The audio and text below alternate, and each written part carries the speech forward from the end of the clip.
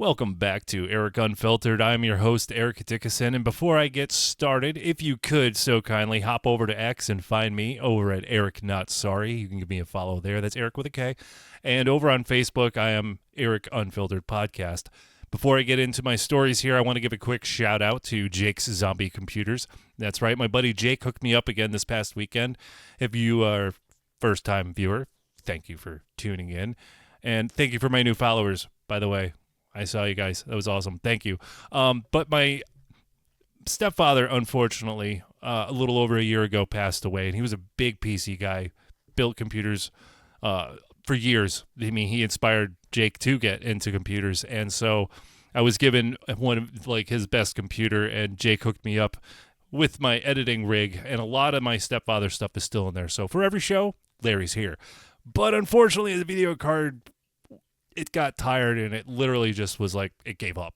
It just stopped. And so I texted Jake, and literally the next day he goes, "Yep, we got a card for you." I was like, "Wow, that was fast." So literally this past weekend, got the card in, things running like a machine. It's awesome. So if you would like, you can get your computer checked out, hooked up, upgrade, whatever. You can find my friend Jake over at Jake's Zombie Computers on Facebook.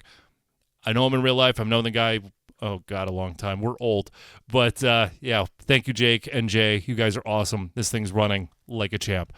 Okay. First story, Graham Platner is in the news again. And this time it's apparently a problem because the other times apparently weren't. We'll get into that at the end.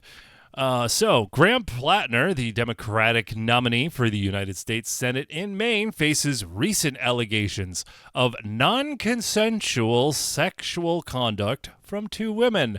These are allegations. Platner has categorically denied all claims of non-consensual behavior, calling them troubling, serious, and false, and in some cases politically motivated. So, he's denying all of this. He is also evaluating his continuation in his political career. He had, well, I talked about him before. Again, we'll get into that later. So the first accusations is I have here from, I'm gonna butcher her last name. I'm sorry, but Jenny Rakikote? I don't know. Sorry. But Jenny here, she is a 41-year-old Maine resident. She dated Platner on and off for more than 2 years, starting around 2019. They connected via the app Bumble. Yeah, he's got a thing for the apps. I wonder if he's still on Kick. They had prior consensual sexual relations. Well, yeah, because they dated. However, the alleged incident happened in late 2021. She claims Platner entered her rural Maine home uninvited one night. She had texted him not to come over as she was not in the mood for company. He was deeply intoxicated, quote, almost blackout drunk, end quote, which, sidebar, he has admitted in the past that he has had a severe drinking problem and he would, get blackout drunk. So, okay, par for the course. According to her account, he got on top of her on the couch, grabbed her pelvis forcefully, ignored her repeated verbal objections, quote, no, don't, end quote, followed her to her bedroom and had sex with her against her will. She described a specific moment of realizing, quote, this is no longer my choice, end quote. He allegedly finished inside her, despite her instructions not to do so because she was not using birth control at the time. The next morning, he spent the night, she told him to leave and never contact her again. However, weeks later, after she confirmed that she was not pregnant, she did message him via Instagram that the encounter was not consensual and cut off all contact, deleting messages and texts. Now, I questioned because, look, Graham Platner is a Democrat. I am so not.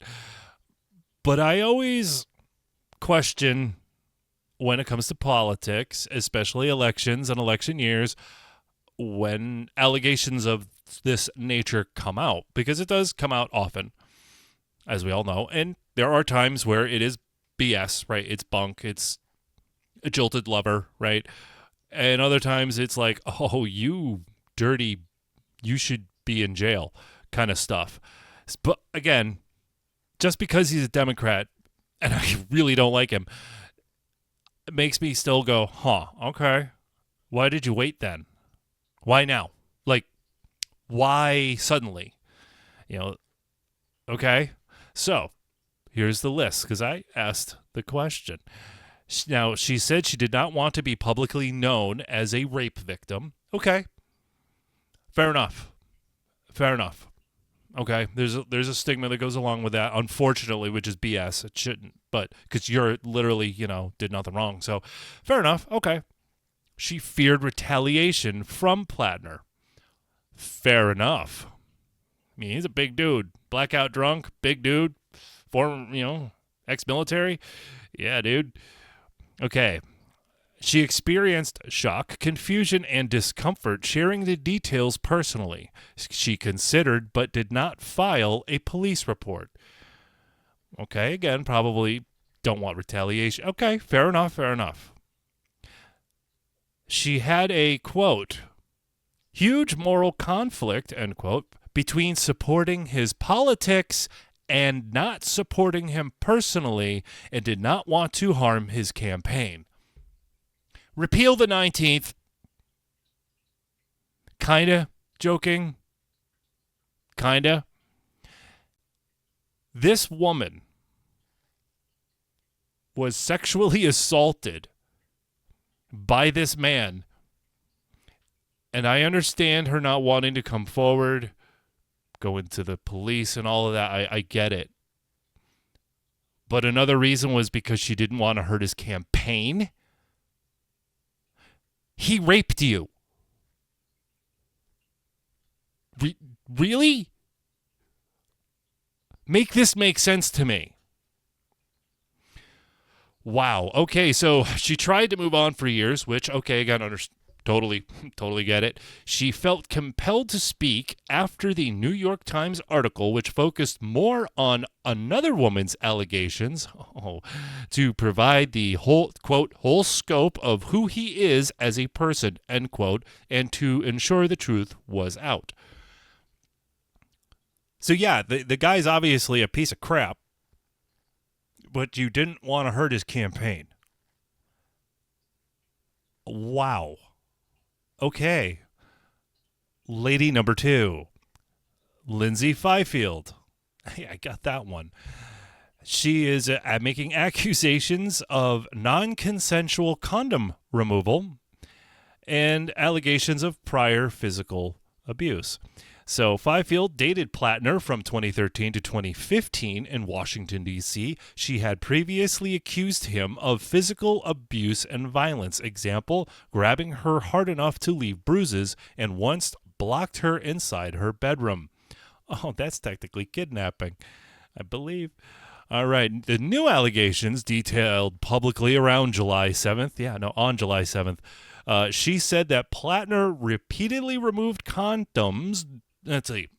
She said Platner repeatedly removed condoms without her consent during sex. Well, that's usually when you use them. She had told him multiple times that he had to wear them because she was not on birth control. Fair enough. Okay. Okay, the details regarding the condom removals was in an interview. This is politics in America, folks. Welcome to 2026. And the details of this was in an interview with the Washington Post, published July 7th, 2026. She had previously spoken about the physical violent aspects of the relationship to the New York Times in June of 2026 article on multiple women, an article where multiple women described Platner's unsettling behavior. She gave an on-camera interview to CNN discussing the alleged violence and abuse in more detail. Again, I have the same questions. Why did you wait? God, obviously, this guy's a creep. Like, I get it. You don't want to wear them, but Dude, you don't do that. That's creepy. Ew.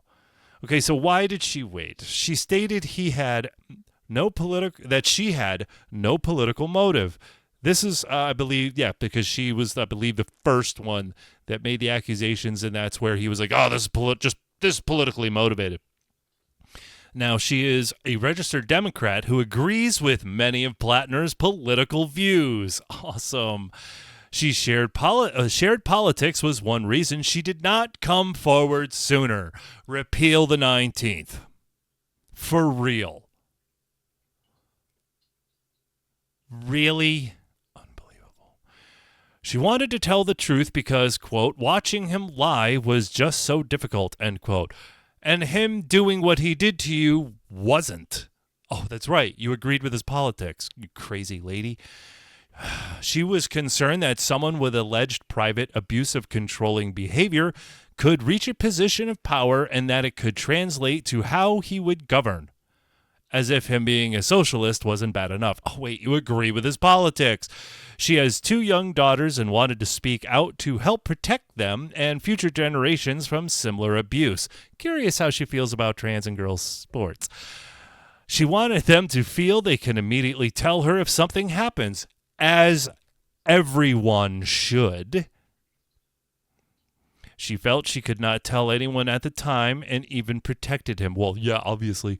And again, I understand the feeling of she probably had no one she could tell. Fair enough. Again, fair enough.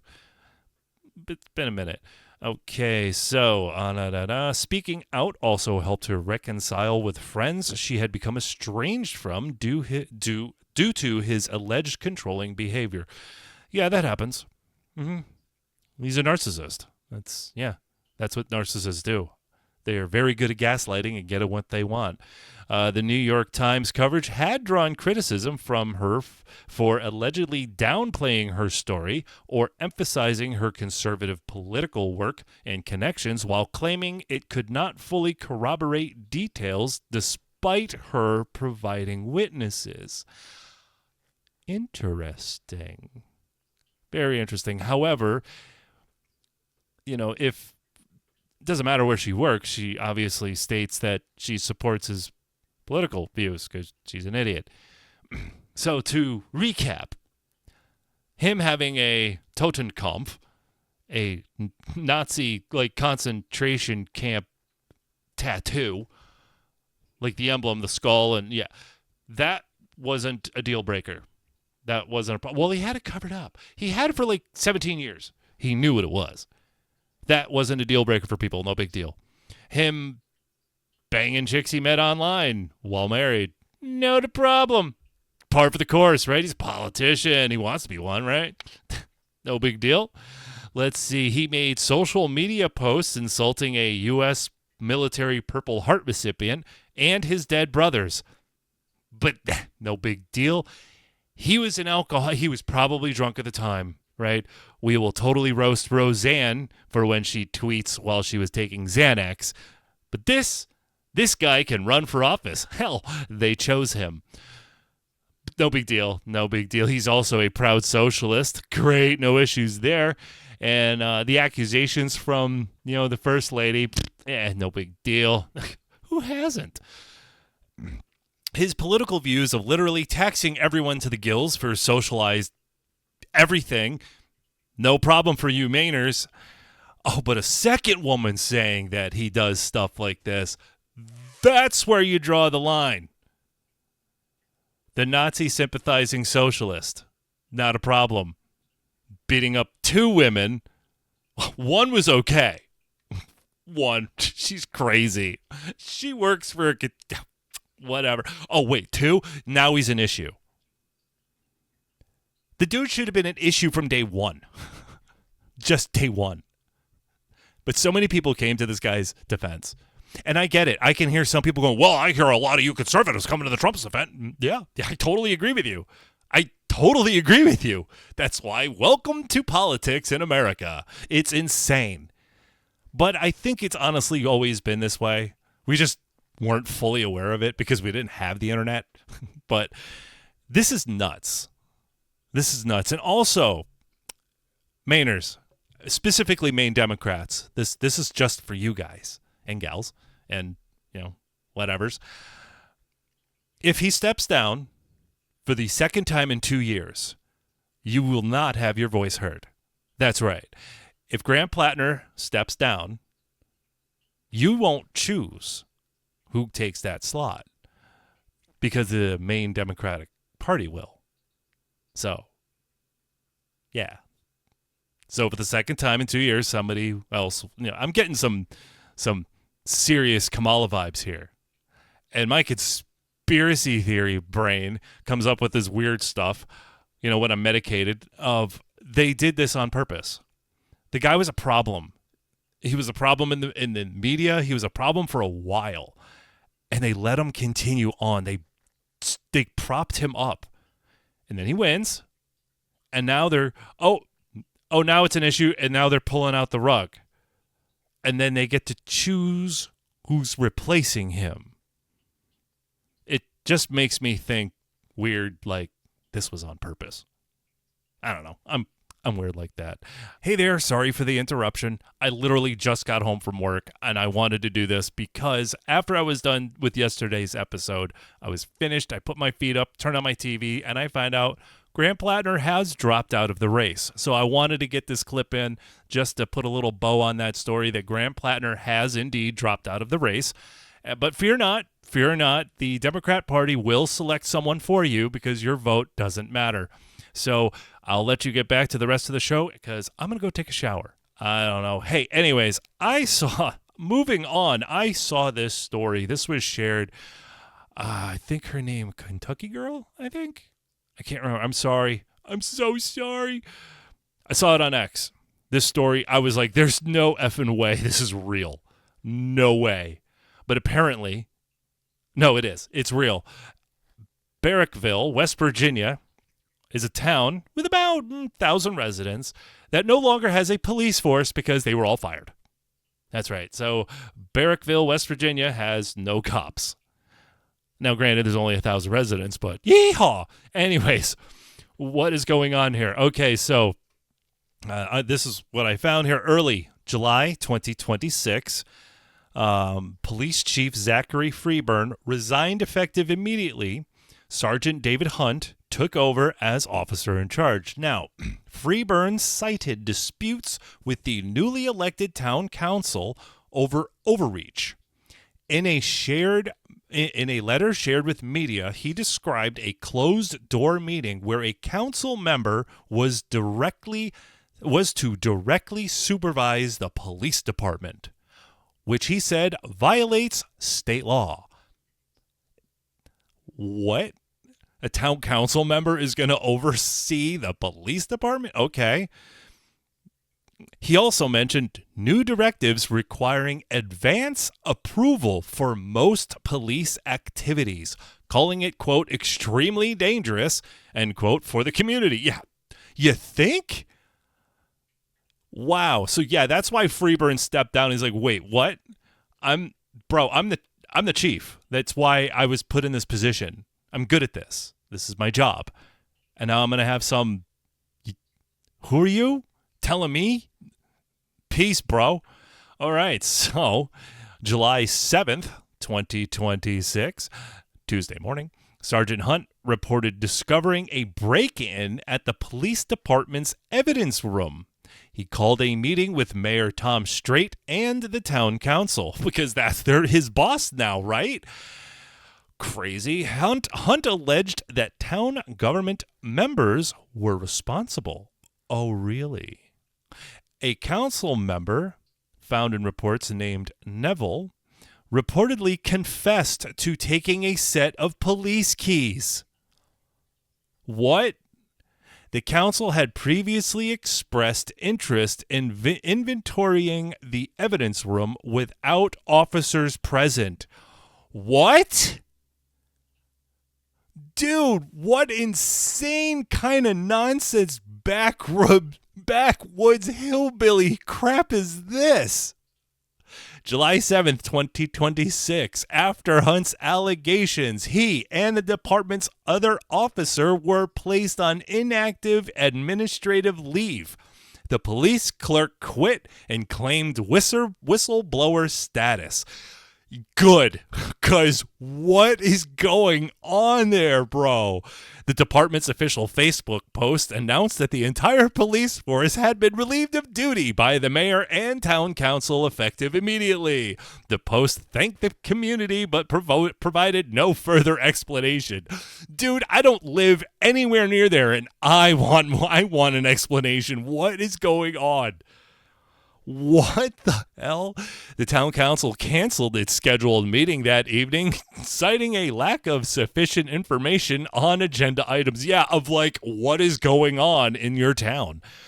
Wow, the town now has no active local police department. The Marion County Sheriff's Office is handling calls, responses, as it does elsewhere in the county. So if you have an issue in Barrackville, the Marion County Sheriff's Office is who you're going to want to call. No arrest charges or formal investigation details have been publicly confirmed regarding. Yeah, because the town council's going to investigate the town council?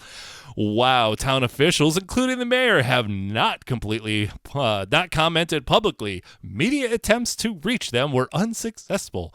Hence, no further details. Wow, dude. I saw that and I was like, when did this happen? Really? This ain't real. No, it's real. That is insane. I'm sorry. I had to cover that story because that blows my mind. That's nuts. All right. Last but not least, depressing, bringing it close to home here, Connecticut. It's an update on Eve Rogers. If you are unaware of the story, I know I covered it. I think it broke, I don't know, it was months ago, but Eve Rogers was the young lady, I believe she was 12, who was found unresponsive in her Enfield home that we later on found out she had died.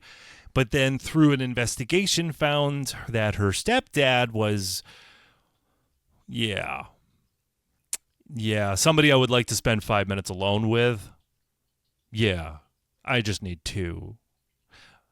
But toxicology reports and some medical findings have come out and recently released search warrants as he blah, blah, blah, blah. Now, revealed that there was a lethal level of, diphenhydramine, an active ingredient of Benadryl in her femoral blood.